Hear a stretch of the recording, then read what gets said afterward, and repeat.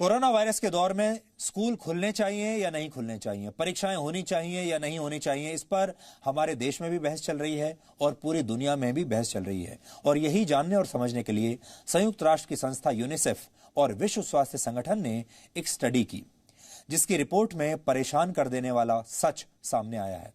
Report में कहा गया है कि दुनिया के करीब 43% स्कूलों में बच्चों के लिए साबुन से हाथ धोने की सुविधा नहीं है। दुनिया के करीब 24% स्कूलों में हाथ धोने के लिए न तो पानी उपलब्ध है और न ही साबुन है, जबकि 19% स्कूलों में पानी तो उपलब्ध है लेकिन साबुन नहीं है। यानी दुनिया के हर 5 में से 2 स्कूलों में साबुन से हाथ धोने की सुविधा बच्चों के पास नहीं है, जो कोरोना से बचने के लिए बेहद जरूरी है। इस रिपोर्ट में यह भी लिखा है कि दुनिया के 42% सेकेंडरी स्कूल्स और 56% प्राइमरी स्कूल्स में हाथ धोने की उचित सुविधा नहीं है। ग्रामीण इलाकों में हालत और भी ज्यादा खराब है, जहां 3 में से 2 स्कूलों में साबुन से हाथ धोने की व्यवस्था नहीं है। कोरोना महामारी की वजह से पूरी दुनिया में स्कूलों को बंद करना पड़ा, जिससे 190 देशों में 150 करोड़ से ज्यादा छात्र प्रभावित हुए हैं।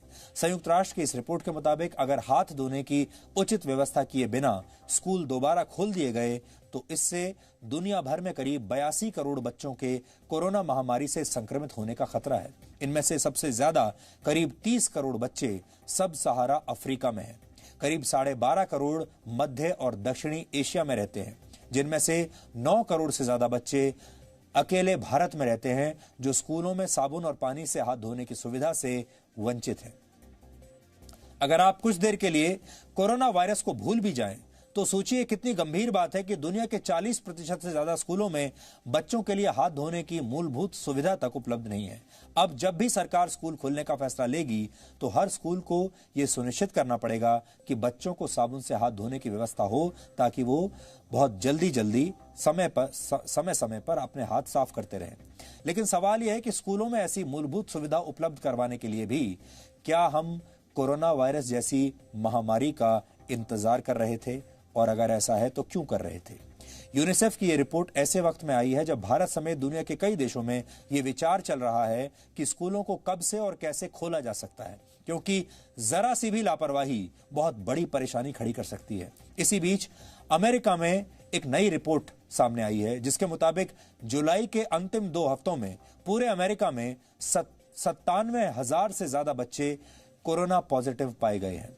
यानी अमेरिका ये गलती कर चुका है, उसे स्कूल नहीं खोलने चाहिए थे, लेकिन उसने स्कूल खोल दिए और अब वहां पर बच्चे बड़ी मात्रा में संक्रमित हो रहे हैं, बड़ी संख्या में, जिसके बाद अब विशेषज्ञ ये राय दे रहे हैं कि अमेरिका में अभी स्कूल नहीं खोले जाने चाहिए। हालांकि अमेरिका के कुछ राज्यों ने स्कूल खोलने की अनुमति दे दी है, जहां ये डर अब सच साबित हो रहा है, क्योंकि बड़ी संख्या में वहां पर बच्चे अब कोरोना से संक्रमित हो गए हैं।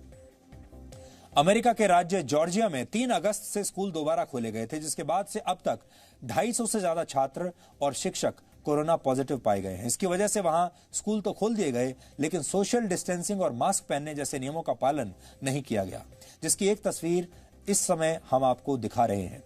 यह तस्वीर जॉर्जिया के डैलस में एक स्कूल की है, जिसमें स्कूल के हॉल में छात्रों की भीड़ आप देख सकते हैं।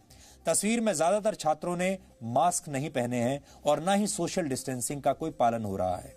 यह तस्वीर स्कूल के एक छात्र ने सोशल मीडिया पर पोस्ट की थी, जिसे स्कूल प्रशासन ने बाद में इस छात्र को ही सस्पेंड कर दिया।